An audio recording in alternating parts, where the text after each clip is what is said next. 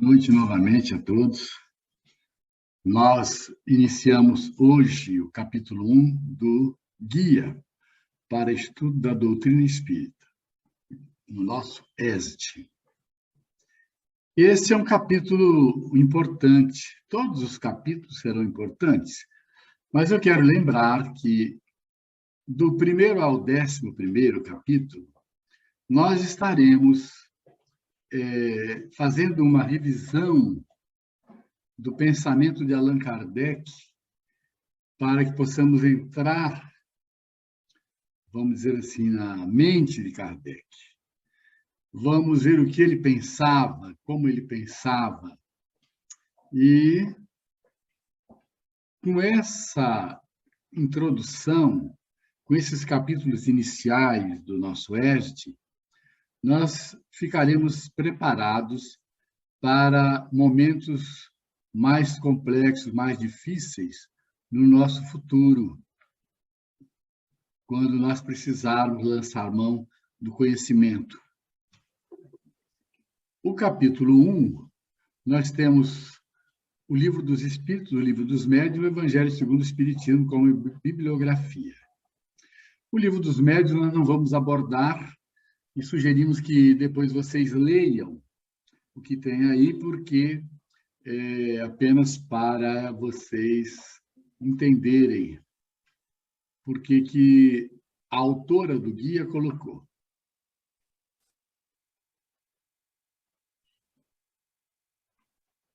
Nós iniciamos com o seguinte texto. Allan Kardec estabeleceu que deveria criar termos novos para aplicar a doutrina espírita e aos seus seguidores, desde que os vocábulos espiritual, espiritualista, espiritualismo têm acepção bem definida, fora necessário diferenciar da palavra espiritual e espiritualismo, criar os termos espírita e espiritismo, deixando-nos aqueles vocábulos para indicar o que a ele se refere. Assim, os adeptos do espiritismo são os espíritas ou espiritistas. Definiu que o Livro dos Espíritos, como especialidade, contém a doutrina espírita, e definiu também que, como generalidade, prende-se a doutrina espiritualista. Isso é o resumo que nós temos no capítulo 1 da introdução. Lá no capítulo 7 da introdução, também nós fizemos uma condensação para ficar bem compreensível. E esse item, o 7, o Herculano Pires denominou a ciência e o espiritismo.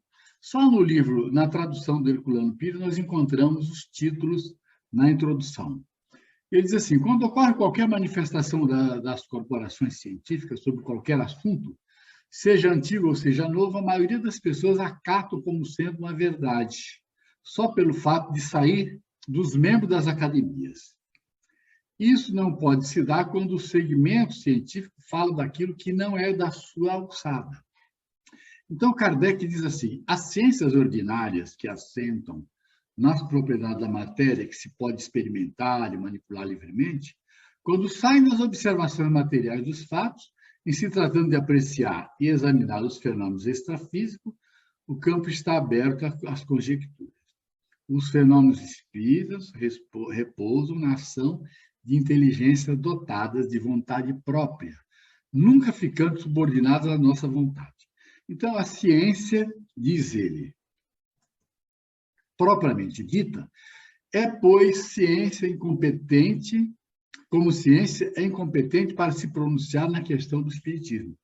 Então, ele aí, nessa frase, ele colocou a ciência no devido lugar. Porque, naquela época, todos queriam criar o seu sistema, dar opinião sobre os fenômenos. Então, ele disse logo, a ciência propriamente dita é, pois, como ciência, incompetente para se pronunciar. Não tem que se ocupar com isso, e qualquer que seja o seu julgamento, favorável ou não, nenhum peso poderá ter. E olha que frase que ele nos dá. O espiritismo é o resultado de uma convicção pessoal, que os cientistas, como indivíduos, podem adquirir abstração feita da qualidade científica.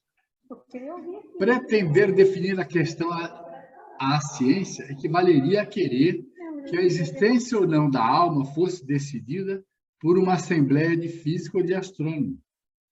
Com efeito, diz ele, o espiritismo está todo na essência da alma e no seu estado depois da morte. Daí nós passamos para prolegômenos. Muitas pessoas não estudam, não leem prolegômenos. O que quer dizer prolegômenos? É uma longa e exaustiva introdução no campo de uma obra, no começo de uma obra, com as noções preliminares. Ou melhor, é um prefácio. Então, prolegômenos é um prefácio. O prefácio do Livro dos Espíritos, aqui está, nós temos ele na íntegra, para vocês entenderem que nele, esse prefácio, que a maioria não lê, não dá importância, nele está a chave daquilo que nós queremos entender nesse capítulo Autoridade da Doutrina Espírita. Então, lá nós temos o texto: fenômenos alheios às leis da ciência ordinária se dão por toda parte, revelando na causa que os produz a ação de uma vontade livre e inteligente. Isso é Kardec escrevendo. A razão diz que um efeito inteligente há de ter uma causa, uma potência inteligente, e os fatos provaram que essa potência é capaz de entrar em comunicação com os homens por meio de sinais materiais. Interrogada acerca da sua natureza, essa potência declarou pertencer ao mundo dos seres espirituais que se despojaram do envoltório corporal do homem.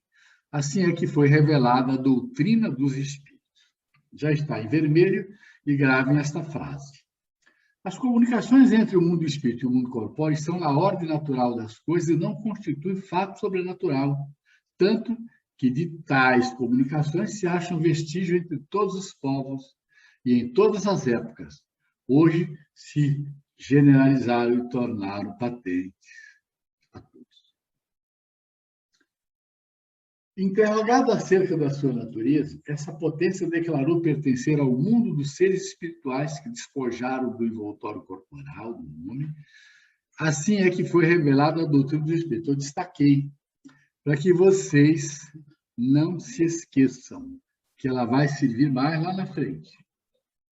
Os Espíritos anunciam que chegaram os tempos marcados pela providência para a manifestação universal e que, sendo eles os ministros de Deus e os agentes da sua vontade, têm por missão instruir e esclarecer os homens, abrindo uma nova era para a regeneração da humanidade.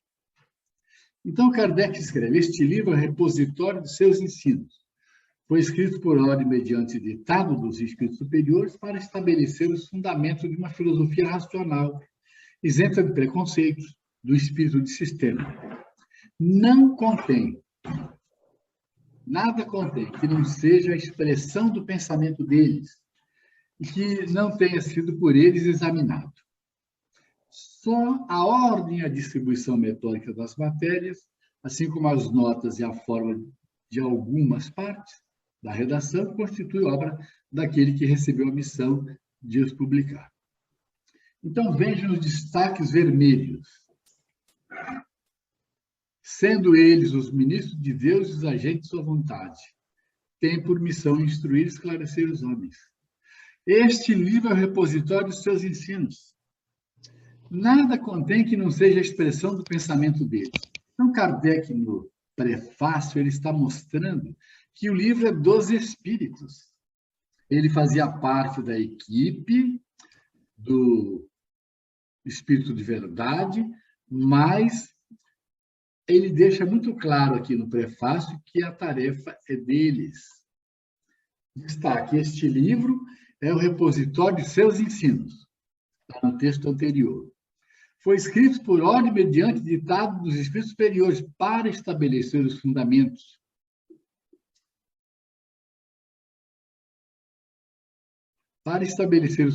de uma filosofia racional, isenta dos preconceitos do espírito desse sistema. Continua definindo: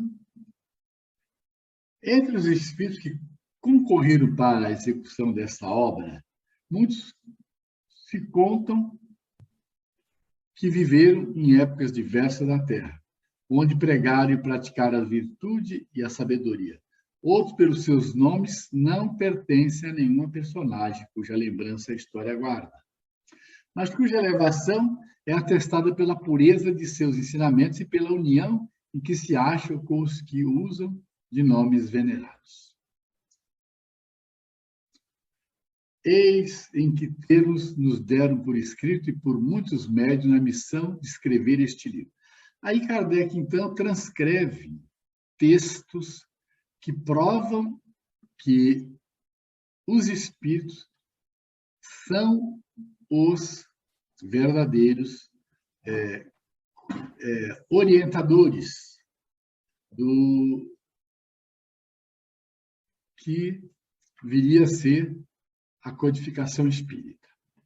Eis em que termos nos deram, por isso, por escrito e por muitos médios, a missão. Ocupa-te com zelo e perseverança do trabalho que empreendeste com o nosso concurso, pois esse trabalho é nosso. Nele pusemos as bases do novo edifício que se eleva e que um dia há de reunir todos os homens num mesmo sentimento de amor e caridade. Mas antes de o divulgares, vê-lo-emos juntos, a fim de verificarmos todas as minúcias. Percebam vocês que todo o texto mostra que Kardec ele era o codificador da doutrina e que tudo estava sob a orientação dos espíritos. Estaremos contigo sempre que o pedires para te ajudar nos teus outros trabalhos, porquanto esta é apenas uma parte da missão que te está confiada e que já um de nós te revelou. Travou? Me ajuda. Olha aqui, olha aqui.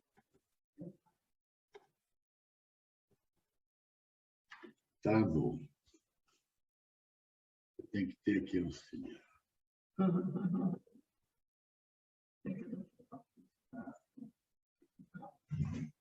Olha só o que eu destaquei. Pois esse trabalho é nosso. Eles não deixaram de afirmar a Kardec que o trabalho é nosso. Kardec fazia parte, aqui no plano físico, como uma multidão de espíritos que estavam reencarnados e viriam trabalhar, mas eles insistem em dizer que o trabalho era deles. Entre os ensinos que são dados, alguns há que deves guardar para ti mesmo, até nova ordem. Quando chegar o momento de os publicar, nós te diremos. Enquanto esperas, medita sobre eles a fim de estares pronto quando te disser. Porás no cabeçalho do livro a cepa que te desenhamos, porque é o emblema do trabalho do Criador. Aí se acham reunidos todos os princípios materiais que melhor podem representar o corpo e o espírito. O corpo é a cepa, o espírito é o licor, e a alma, ou o espírito ligado à matéria, é o barro. O homem que, em tua essência, é o espírito pelo trabalho, e tu sabes que só mediante o trabalho do corpo o espírito adquire conhecimentos. Não te deixes desanimar pela crítica, encontrarás contraditores, encarniçados, sobretudo entre os que têm interesse em enganar. Encontrá-los-á mesmo entre os espíritos, porque os que ainda não estão completamente desmaterializados procuram frequentemente semear a dúvida, por malícia ou ignorância. Prossegue sempre, crê em Deus e caminha com confiança. Aqui estaremos para te amparar e vem próximo tempo em que a verdade brilhará de todos os lados. A vaidade de certos homens que julgam saber tudo e tudo querem explicar a seu modo, dará nascimento a opiniões dissidentes. Mas todos que tiverem em vista o grande princípio de Jesus se confundirão num só sentimento, o do amor do bem, e se unirão por um laço fraterno que envolverá o mundo inteiro. Estes deixarão de lado as miseráveis questões de palavras para só se ocuparem com o que é essencial, e a doutrina será sempre a mesma, quanto ao fundo, para todos os que receberem comunicações de espíritos superiores. Está quase no fim. Com perseverança é que chegarás a colher os frutos de seus trabalhos. O prazer que experimentarás vendo a doutrina propagar-se, bem compreendida, será uma recompensa cujo valor integral conhecerás talvez mais no futuro do que no presente. Não te inquietes, pois com os espinhos e as pedras que os incrédulos ou os maus acumularão no teu caminho, conserva a confiança, com ela chegará ao fim e merecerás ser sempre ajudado. Lembre-se de que os espíritos bons só dispensam assistência aos que servem a Deus com humildade e desinteresse, que repudiam a todos aqueles que buscam na senda do céu um degrau para conquistar as coisas da terra. Eles se afastam do orgulhoso e do ambicioso. O orgulho e a ambição serão sempre uma barreira erguida entre o homem e Deus. São o véu lançado sobre as claridades celestes e Deus não pode servir-se do cego para fazer compreensíveis a luz. Agora vejam só quem assinou isso. São João Evangelista, Santo Agostinho, São Vicente de Paulo, São Luís, o Espírito de Verdade, Sócrates, Platão, Fénelon, Franklin, Swedenborg, etc., etc. São os espíritos, alguns dos espíritos que trabalharam para a codificação. Muito bem, então daí nós partimos para o Evangelho segundo o Espiritismo, para o item autoridade da doutrina espírita, universalidade dos ensinos dos espíritos. Eu preciso me organizar aqui. Vocês vão encontrar logo de início, no texto, isso que está aqui. A doutrina espírita não é de concepção puramente humana. Se ela fosse resultado do pensamento de um homem, ofereceria apenas o penhor às luzes daquele que a houvesse concebido. Se os espíritos a revelassem a um só homem, nada lhe garantiria a origem. Se um só espírito a tivesse ditado, careceria de autenticidade. O planejamento do plano espiritual foi de tal modo que não houvesse dúvidas.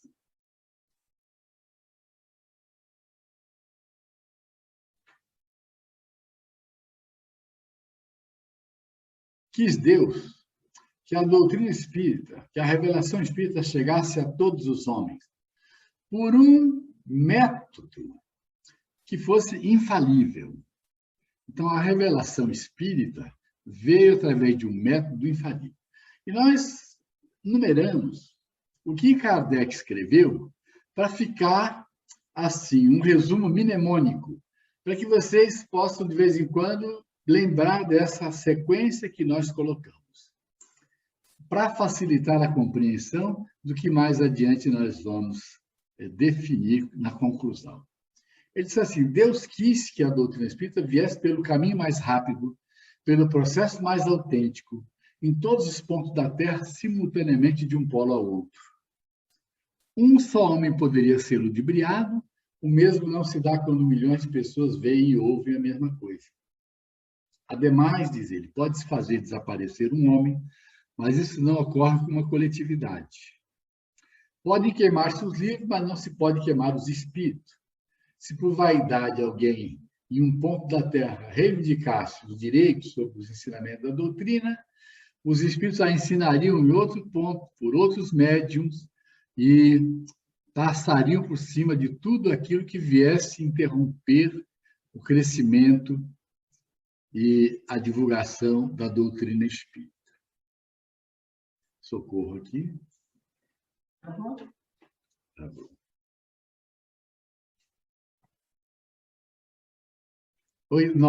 Continuando. Se alguém lhe criasse obstáculo na sua divulgação, os espíritos a divulgariam.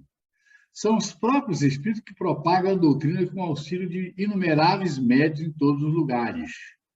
Se houvesse apenas um intérprete, o mais favorecido que fosse, o espiritismo mal seria conhecido. Qualquer que fosse a classe a que pertencesse o intérprete, seria objeto de prevenção de muita gente e nem todas as nações o teriam aceito. Os espíritos se comunicaram a todos os povos, a todas as seitas, a todos os partidos, todos o aceitaram. E ele nasceu sem nacionalidade. Então, o espiritismo não é francês, porque os espíritos atuaram em todos os pontos da Terra. Apenas, tudo foi canalizado para Kardec, o codificador, porque ele estava na França.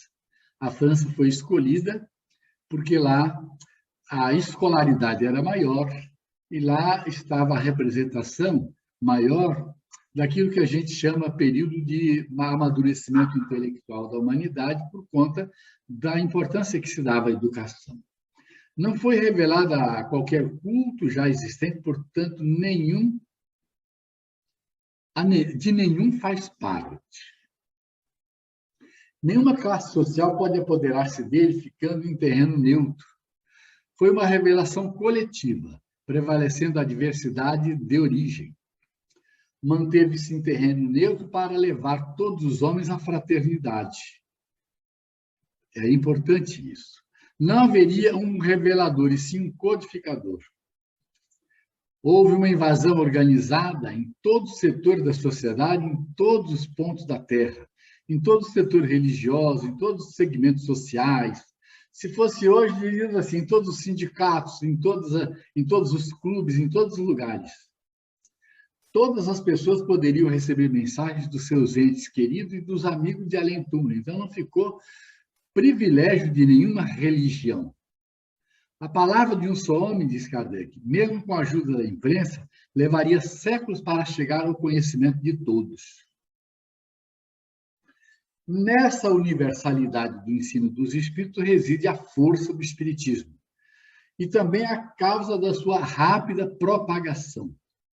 Me recordo agora que na Revista Espírita nós temos uma passagem que Kardec recebeu uma mensagem de um cidadão que foi para os Andes, e ele recebia lá a Revista Espírita, e ele então foi pregar espiritismo para os nativos.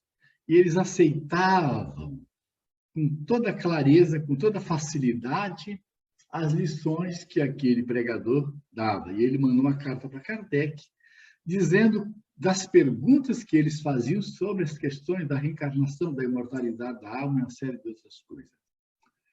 Milhares de vozes se fazem ouvir simultaneamente em todos os recantos do planeta. Dá a impressão que eu estou repetindo, mas essa é a maneira que Kardec fez para escrever essa introdução 2, para ficar tudo muito mais claro. Então, essas milhares de vozes proclamando os mesmos princípios, transmitindo aos mais ignorantes como aos mais doutos, a fim de que não hajam deserdados. O método usado para o advento do Espírito tem vantagens enormes contra qualquer tipo de cisma.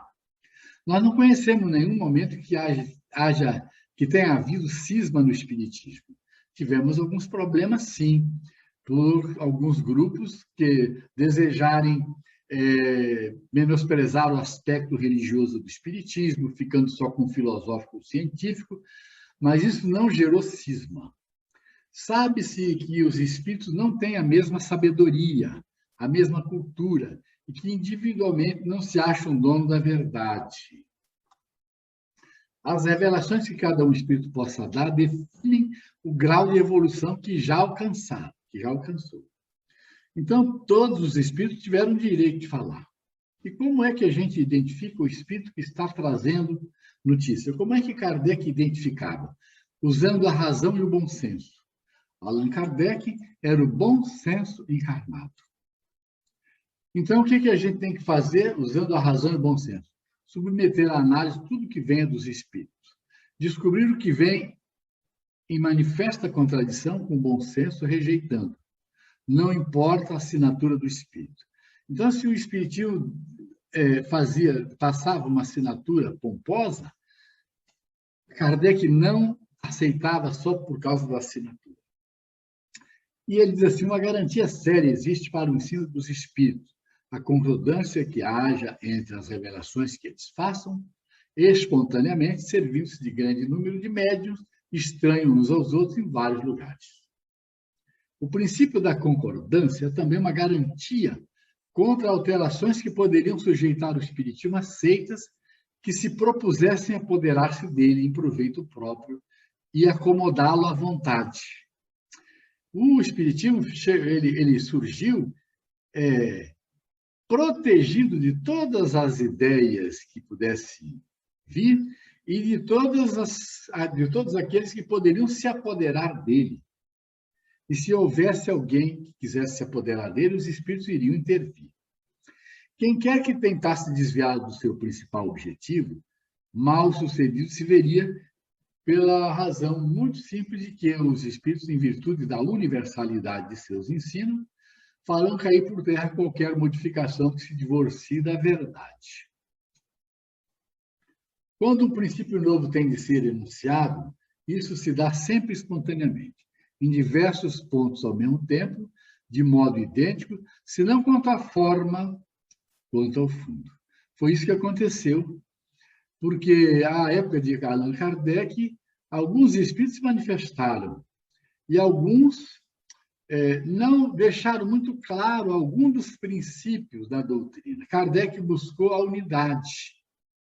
E quando ele conseguiu a unidade, então ele estabeleceu 5 princípios que vigoram até hoje, e nós conhecemos, e vocês vão saber daqui uns dias quando chegar a hora. Portanto, aprover a um espírito formular um sistema excêntrico, baseado unicamente em suas ideias com exclusão da verdade, vai ficar circunscrito e cairá. Vai prevalecer as instruções dadas de todas as partes e a unanimidade que põe por terra todas as opiniões erradas. Isso aconteceu. Então, Kardec recebeu comunicações de cerca de 1.000 centros espíritas sérios, disseminados pelos mais diversos pontos da Terra. Quem diz isso é ele, nesse mesmo texto. Quando Kardec aceitava uma comunicação como autêntica, ele repartia para todos que recebiam mensagens iguais nos diversos pontos da Terra. Ele se comunicava. Isso fazia com que aquelas pessoas que recebiam mensagem se sentissem fortalecidas, continuassem com coragem de prosseguir na tarefa. Foi aí que ele, então, criou a Revista Espírita, em janeiro de 1858. Logo em seguida, logo depois da publicação do Livro dos Espíritos, para se comunicar com o mundo. O que deu lugar ao êxito da doutrina espírita, em O Livro dos Espíritos, em O Livro dos Médiuns, foi que em toda parte, todos receberam diretamente dos espíritos a confirmação do que esses livros contêm. Tiveram apoio dos espíritos cuja boa vontade não só compensou, como também sobrepujou o mau querer dos homens. Então, do sistema de um só espírito ou de um só médium, a de todos os espíritos e de todos os médiuns, medeia a distância que vai da unidade ao infinito.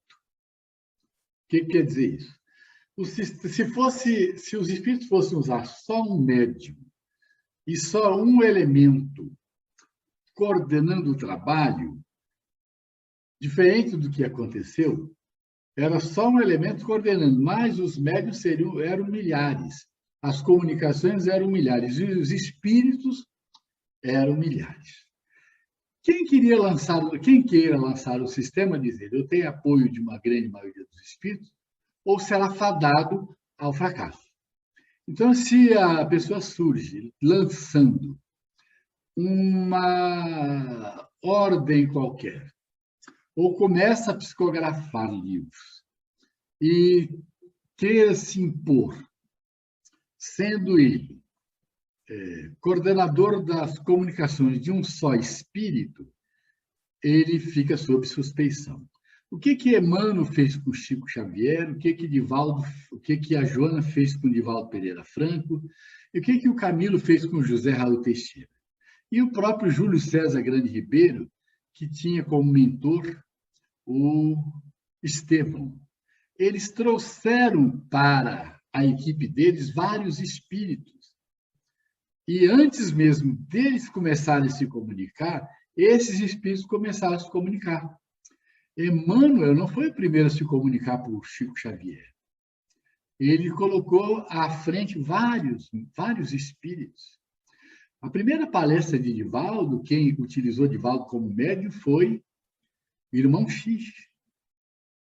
E os demais eu não sei dizer quem foram os espíritos que eles trouxeram, mas a própria Joana não foi a primeira a se comunicar pelo Divaldo. Hoje nós tivemos a biografia dela, e a Andréia falou, que os espíritos se comunicavam com o Divaldo, assessoravam o Divaldo, e eles anunciaram que viria depois um outro espírito, que foi Joana de Ângeles. Comunicações apócrifas foram apresentadas em grande quantidade, mas a razão e o bom senso prevaleceram e tudo caiu por terra. Kardec não publicava nada antes de verificar a origem e a seriedade, de ver a universalidade. Antes de tudo, ele confirmava o princípio como verdade. Os espíritos superiores não atacam as grandes verdades da doutrina, senão gradualmente. À medida que a inteligência se mostra apta a compreender uma verdade de ordem mais elevada e quando as circunstâncias se revelam propícias à emissão de uma ideia nova. A gente lembra que quando Jesus conversou com Nicodemos, ele falou sobre reencarnação, mas ele falou com restrições. Assim, os espíritos vieram fazendo durante todo o planejamento para a codificação espírita. Eles foram trazendo as verdades gradativamente. Muitas coisas Kardec deixou em termos gerais e os espíritos vieram trazendo depois a complementação nas obras subsidiárias. Que poderão conseguir os argumentos dos detratores sobre a opinião das nossas, quando milhões de vozes amigas provindas do espaço se façam ouvir em todos os redutos do universo e no seio das famílias a infirmá-los. Então, Kardec ele foi cercado de detratores do espiritismo. E ele pergunta: que poderão conseguir os argumentos deles? Não poderão conseguir nada. Por quê? Porque as comunicações vinham no seio das famílias. E nesse mesmo mecanismo de comunicação em todos os lugares, acontecia o quê? A defesa da pureza da doutrina. Quando os detratores apareciam e os sistemas novos, que eram contraditórios, apareciam, as próprias pessoas recebiam mensagens que infirmavam aquilo que os detratores colocavam. Que é feito dos inúmeras publicações que traziam a pretensão de parar o espiritismo. Elas não conseguiam, nada lhe retardou a marcha.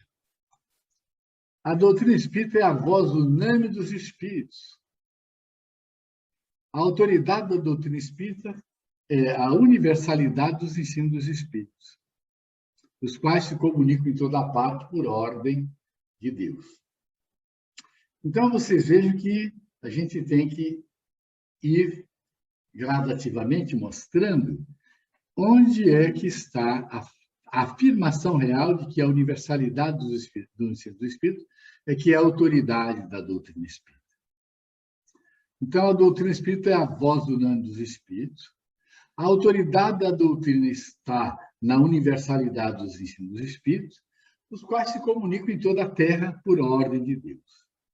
Esse é o caráter da doutrina espírita, essa a sua força, essa a sua autoridade. Quis Deus que a sua lei assentasse em base imemorável e por isso não lhe deu por fundamento a cabeça frágil de um só. É inamovível. Desculpe aí o meu erro, eu ia falar inamovível e aqui eu retorno, então, inamovível. Nós vamos ver lá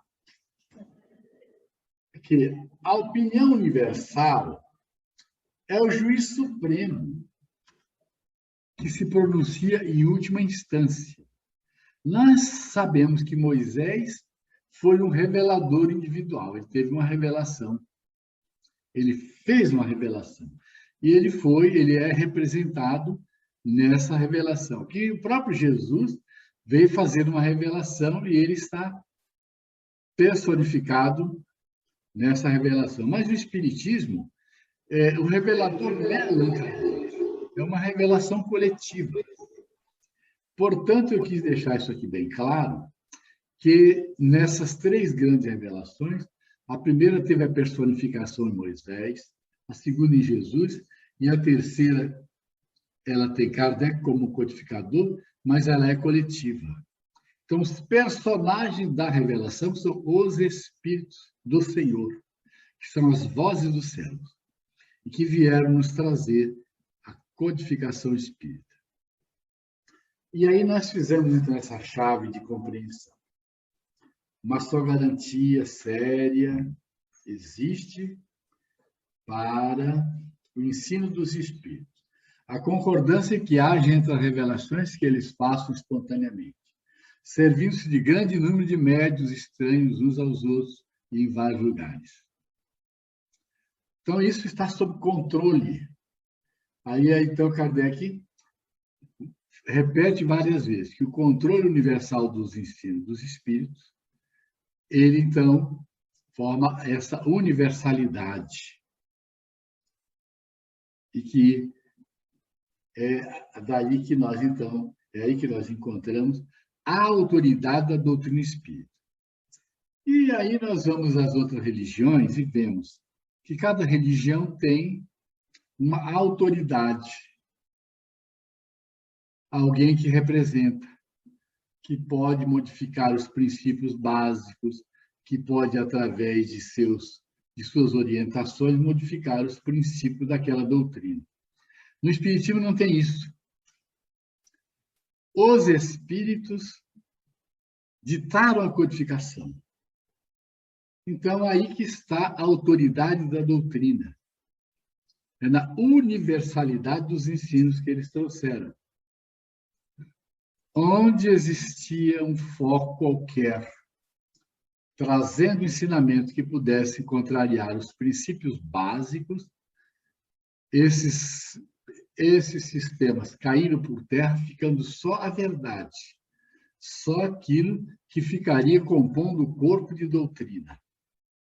Eu espero que vocês compreendam isso, que é muito importante para esse começo nosso. Então, onde nós encontramos? Na codificação espírita. A lição dos espíritos, ali está a autoridade da doutrina espírita. Kardec é o nosso codificador. Ele representa aqui entre nós essa falange de espíritos que compõem a equipe do Espírito da Verdade. Mas ele não é o revelador como foi Jesus, como foi Moisés. Ele é o codificador. E a autoridade da doutrina está nessa universalidade dos ensinos dos Espíritos. Esse é o resumo que coube fazer nesse texto do Livro dos Espíritos e do Evangelho segundo o Espiritismo.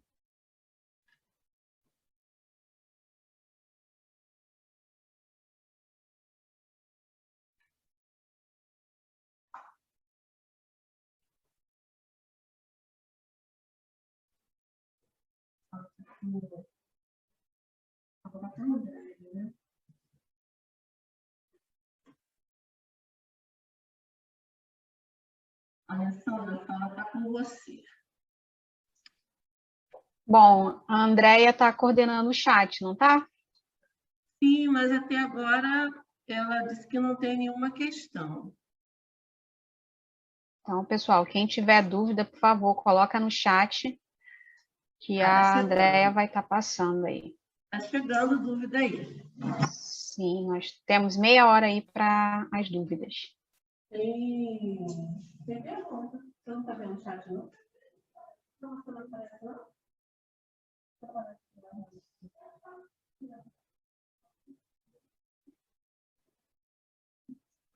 A velocidade com que nós fizemos o estudo foi por conta da nossa problemática da internet.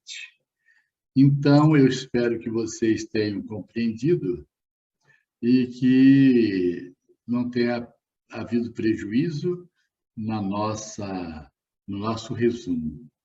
Alessandra. Anilska, a Andréia está sem microfone, não está? Sim, mas ela não está conseguindo ler as perguntas no chat. E aí, você pode ler daí? Posso, vamos lá. A primeira pergunta é a da Michele. Ela está perguntando: boa noite, seu João, por favor, me tire uma dúvida.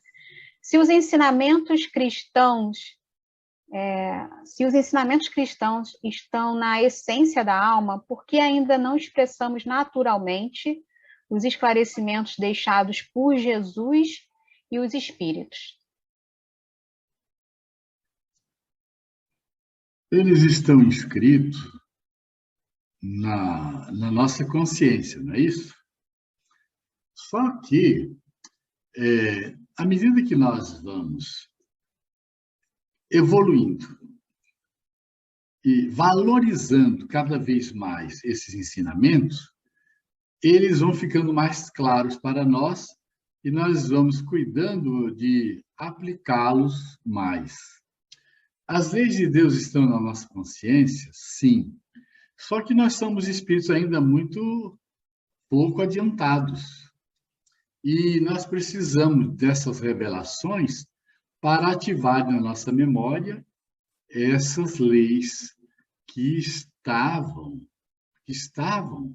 e ainda estão latentes. Então, você está questionando por que que foi preciso da revelação espírita.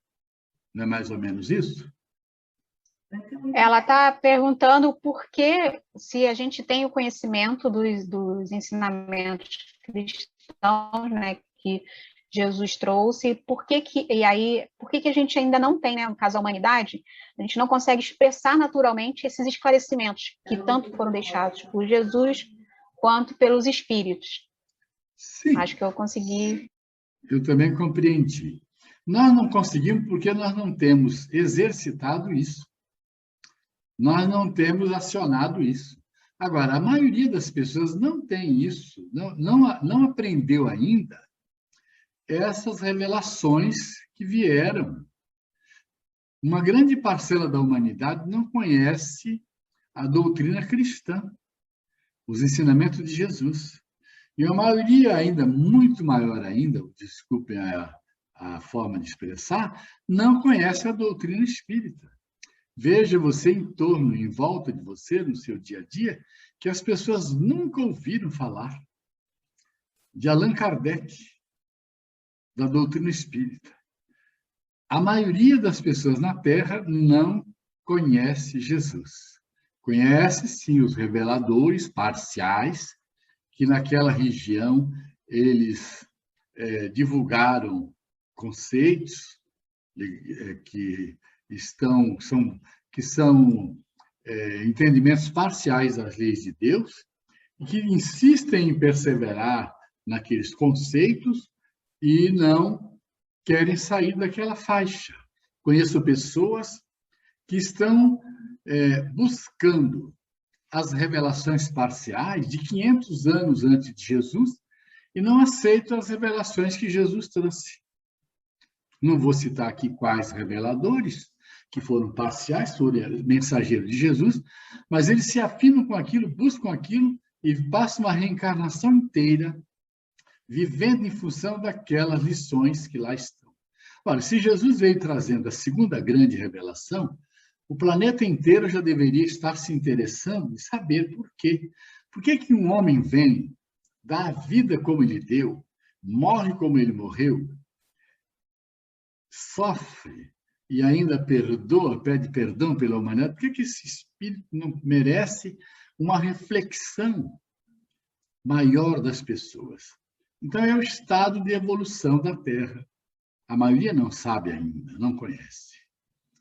Eu estudo o Evangelho continuamente, porque eu preciso internalizar as lições do Evangelho. Se eu parar onde eu estou agora, eu vou desencarnar com conhecimento limitado. Eu preciso continuar. E as pessoas tiveram 2 ou 3 lições e abandonaram, porque não tem afinidade ainda. É o estado de evolução do ser.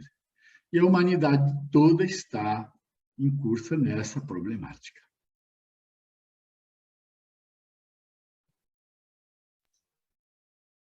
João, eu tenho uma pergunta. O Kardec, né, ele recebeu muitas cartas e teve esse trabalho imenso, né, colossal, de codificar a doutrina sem ter, na época, um computador, né? Hoje, a gente pode dizer que até seria um pouco mais fácil. O método que ele utilizou foi o método experimental, correto? O método na época do Francis Bacon, né, que era o que ele tinha. Ele utilizou também a personalidade dele de pedagogo, de todo o aprendizado que ele teve com Pestalozzi. Nesse ponto, o senhor acredita que houve a comunicação, a universalidade das mensagens, né, da autoridade da doutrina, mas em alguns momentos Kardec também colocou as reflexões dele na codificação, correto? Ele fazia parte, faz, da equipe do Espírito de Verdade. Ele tinha que estar aqui no plano físico para trabalhar. E ele foi escolhido porque era o espírito genial, com um poder extraordinário de coordenar tudo. Ele não foi escolhido por acaso, ele não era o último da fila lá no mundo espiritual, como Jesus se refere a João Batista. Ele era o especial.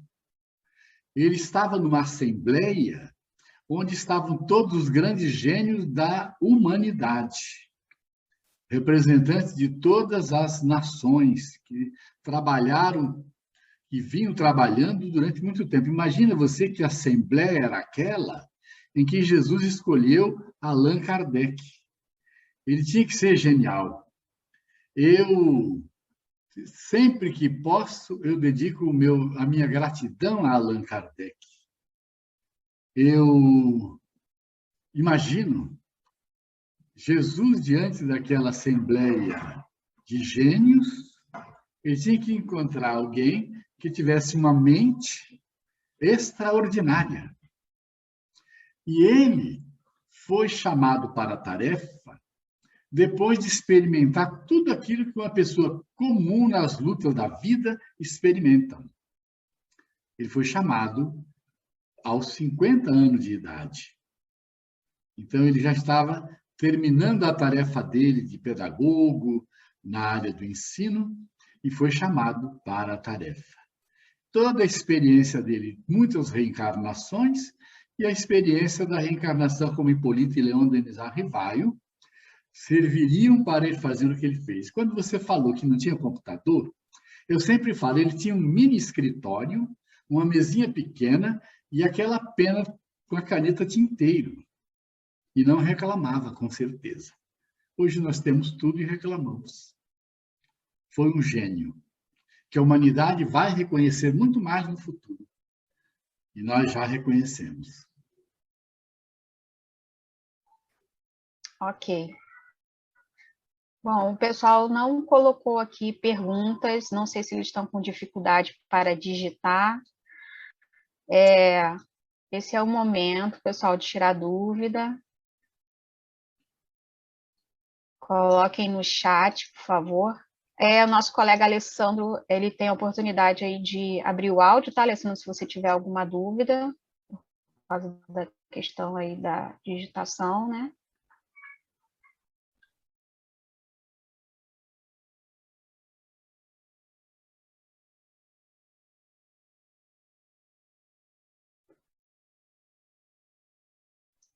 Bom, já que o pessoal não tem, eu vou colocar mais uma dúvida, eu vou aproveitar. Quando o Kardec estava codificando, né, logo lá no início, ele recebe logo a mensagem do Espírito de Verdade, que se apresenta para ele, né, e diz que faria algumas comunicações, e Kardec pede para ele vir com frequência. E ele diz que não, né, que viria talvez uma vez por mês, que Kardec teria que caminhar com a codificação sem estar precisando o tempo todo de questionar o Espírito de Verdade. E ele é advertido para que, assim que ele terminasse, não logo entregasse para publicação o Livro dos Espíritos. E quando ocorre a publicação, logo depois, né, algum tempo depois, Kardec adiciona algumas perguntas. As perguntas adicionadas posteriormente vieram do trabalho que ele tinha com a Revista Espírita ou mesmo de comunicações posteriores? Olha, Allan Kardec recebia uma imensidade de questões. E ele tinha que ler tudo. E ele começou logo fazendo a seleção. Quando você diz aí que o Espírito da Verdade pediu para ele não publicar logo, eu considero muito essa questão. Quando ele lançou o primeiro livro dos Espíritos, ele tinha 501 perguntas selecionadas. Ele fez uma introdução e uma conclusão. E ele depois teve que elaborar de novo o livro. Foi um livro novo. Você não pode dizer que foi o mesmo livro. Ele elaborou as 119 perguntas. E eu falei sobre o Livro dos Espíritos um dia desses e contabilizei 190, se não me engano, 190 notas de Kardec no livro todo. E a introdução numerada e a conclusão também numerada. Então, ele elaborou um novo livro. Se ele lançou o livro antes da hora, a gente não pode dizer. O que a gente sabe é que foi um grande sucesso, com 501 perguntas, e depois veio a segunda e definitiva obra. As perguntas que ele recebia, as questões que ele recebia, as mensagens que ele recebia e tudo aquilo, ele usava, separava aquilo que ele achava que fazia, que iria fazer parte da codificação, inspirado pelos espíritos. Ele nunca deixou de ter assessoria. Mas ele também tinha que ter a parte dele, que foi aquilo que ele acrescentou como notas e etc. E tal. E a própria elaboração das perguntas tinha que ser com a mente muito privilegiada, diga-se de passagem, não poderia ser qualquer um. Imagina você fazendo aquelas questões, encadeando-as todas. Era um trabalho genial, um trabalho espetacular mesmo. E sem os recursos que nós temos. Se você quer fazer uma coisa qualquer, você vai no computador, vai registrando, depois você pode ver o que você pensou, o que você elaborou. E ele tinha que escrever. E tinha que ser gênio. Agora, a sua pergunta é para definir se ele utilizava as mesmas questões que ele publicava na revista. É isso? Se o trabalho que teve posteriormente, né, a segunda edição do Livro dos Espíritos, foram adicionadas as questões que ele veio e trouxe da revista espírita, né? Porque ele lançava a revista como uma forma de obter informações, né? Da divulgação da própria doutrina. Eu não sei em que tempo isso ocorreu, né? Ele usava a revista como meio de divulgação. E para mostrar que ele prestigiava todos aqueles que colaboravam. E até valorizava os questionamentos dos detratores, dos inimigos do espiritismo. Ele publicava tudo, depois mostrava e fazia cair por terra aquilo que era uma inverdade. Então, ele usava a revista, mostrava que as pessoas estavam pensando certo ou estavam pensando errado, mas as mesmas questões ele inseriu na codificação. A revista espírita era o laboratório dele. Ele lançava, as pessoas questionavam, apareciam os detratores e ele refutava tudo, e isso foi que valorizou muito o trabalho dele. Espero ter respondido. Sim. A gente tem uma colocação aqui no chat, que é do Rogério, não é uma pergunta, é uma reflexão aqui do nosso colega. Ele diz o seguinte: em menos de 15 anos, Kardec deixou tanta coisa com todas as limitações citadas. E nós, com mais de 20, 30, 40 anos de estudo, não lemos nem 10% da doutrina dos espíritos. Gênio Kardec. Sim, é falta de metodologia da gente, é a vida moderna que nos toma muito tempo. Nós não podemos criticar o fato de estarmos assim, defasados no estudo. Tem gente que lê muitos livros, que procura livros novos todo dia. O que nós precisamos é fechar a questão com a codificação espírita. Se nós, durante uma reencarnação, essa reencarnação que nós estamos estudando, nós aprendermos a codificação espírita, podemos desencarnar em paz, porque tem muitas coisas para nós aprendermos na codificação espírita. Mas não podemos deixar de lado as obras subsidiárias, porque elas são complementares. Entendeu? Então, não vamos fazer sentimento de culpa, porque Kardec ficou definitivamente voltado para a doutrina, ele se aposentou. E os aposentados aí que puderem, vamos ficar na doutrina espírita. Vamos estudar mais, trabalhar mais no centro espírita.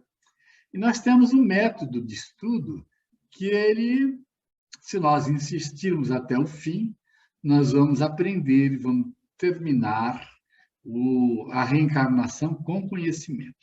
Esse método do Deolindo Amorim é a nossa salvação, porque nós vamos eliminando essas matérias. Hoje nós fizemos uma síntese desse assunto. Semana que vem virá período de desenvolvimento do Espiritismo, que é muito bom da gente estudar e refletir sobre o período. E assim vai ser toda semana, se vocês nos apoiarem, se vocês vibrarem daí para nós do lado de cá. João, tem uma dúvida aqui do Adriano Nascimento. Eu acho que é um pouco baseado no filme, né? O último filme que a gente teve aí do Kardec, com base na biografia feita pelo Marcelo, né? Ele pergunta o seguinte: no período pós-lançamento do Livro dos Espíritos, Kardec foi de fato preso ou detido por algum motivo, como mostra o filme? Não consta na história que Kardec tenha sido preso. E nem que ele tenha ido pedir favores aos cardeais. Não existe isso na literatura. Aquilo ali foi uma questão, foi para que o filme pudesse ficar talvez mais interessante, eles fizeram inseriram aquilo, mas não consta, eu nunca li nada, nunca ouvi pessoas que conhecem muito mais do que eu falarem que Kardec tenha sido preso. Quem foi preso mais tarde por valorizar médiums que, na verdade, não eram médiums, eles faziam lá umas prestidigitações, faziam um certo espetáculo, foi Pierre Gaëtan Leymarie, que foi preso, e a esposa dele e o filho, ficando com a Amélie Boudet, tocaram a aula para frente, e ela lutou para defendê-lo, ele depois foi solto, e desse processo todo, inclusive, surgiu o livro Processo dos Espíritas. Mas não consta em lugar nenhum que Kardec tenha sido médico, que Kardec tenha sido preso, que Kardec tenha ido pedir favor a cardeal algum, etc. O filme foi muito bem feito, segundo a crítica do pessoal do cinema, da Faculdade de Cinema da UF. Isso chegou a mim através de uma pessoa muito criteriosa também. Então, fizeram uma crítica muito favorável, dando uma nota muito alta ao filme sobre Allan Kardec.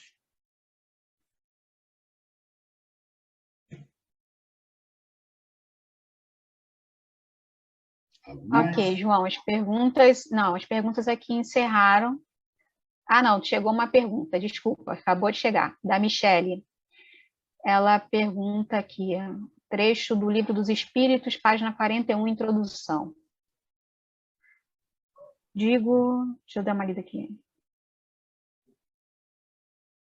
Bom, ela diz que na página 41 da introdução, tem assim: digo que, bem compreendido, ele é um preservador contra a loucura. E aí ela diz que esse trecho chamou a atenção porque estamos vivendo em um ambiente crítico no momento. A época de Kardec, no capítulo do Livro dos Médiuns, Os Sistemas, apareciam os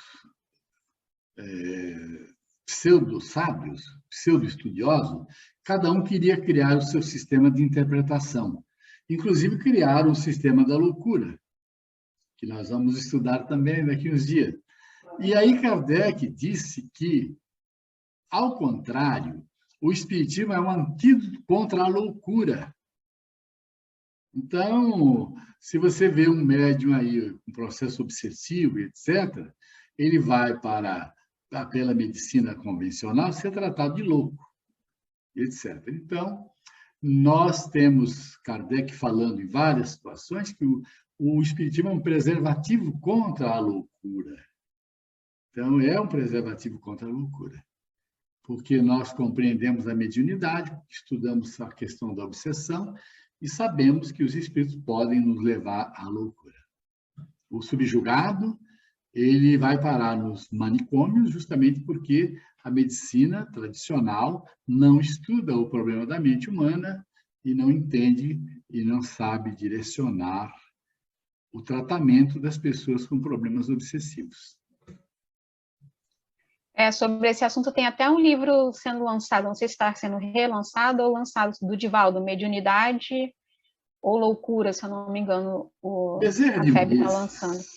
Bezerra de Menezes, encarnado ainda, escreveu A Loucura sob o Novo Prisma. É um livro que as pessoas não valorizam. Precisa ser valorizado, para vocês entenderem como ele, Bezerra, realmente era o Kardec brasileiro, como ele entendia daquilo que ele cuidava, que era a doutrina espírita. E existem outros livros, mas A Loucura sob o Novo Prisma, Bezerra de Menezes aí ele faz uma abordagem espetacular. E ele continuou, depois de desencarnado, assessorando, ajudando a Ivone Pereira. E nos livros da Ivone Pereira tem muitas coisas de Bezerra de Menezes importantíssimas. Aí vai a sugestão. Recordações da Mediunidade. É um livro pequeno e excelente de se ler. Devassando do Invisível. E tem um livro que foi lançado, A Luz do Consolador, foi lançado pela Federação Espírita Brasileira depois que a Ivone desencarnou.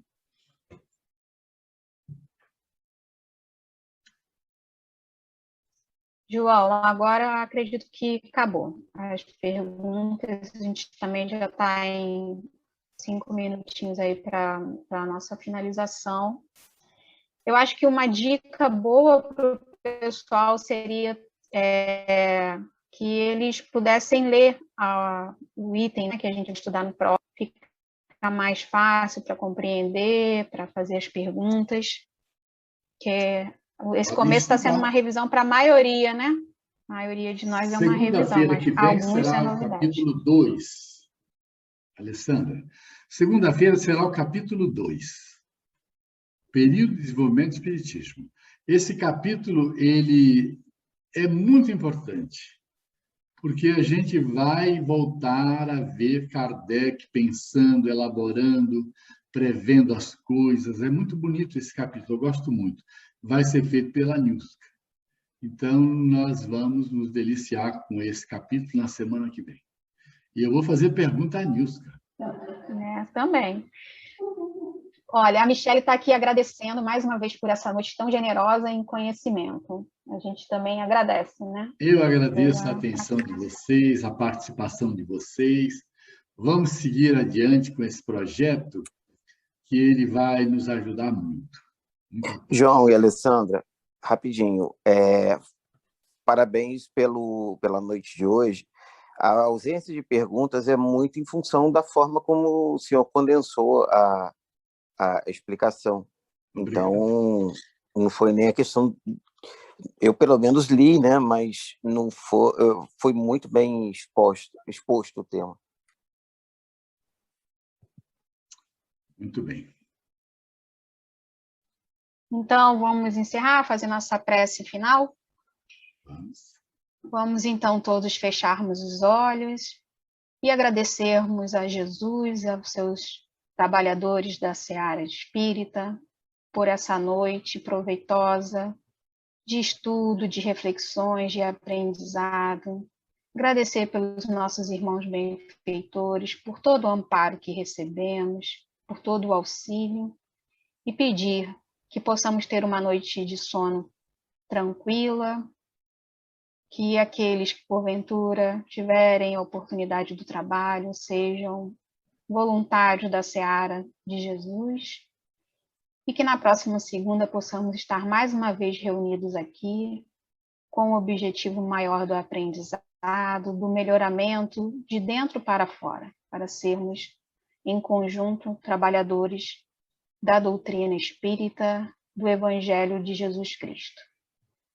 Assim, agradecemos imensamente e pedimos a Jesus que esteja sempre em nossos corações. Que assim seja.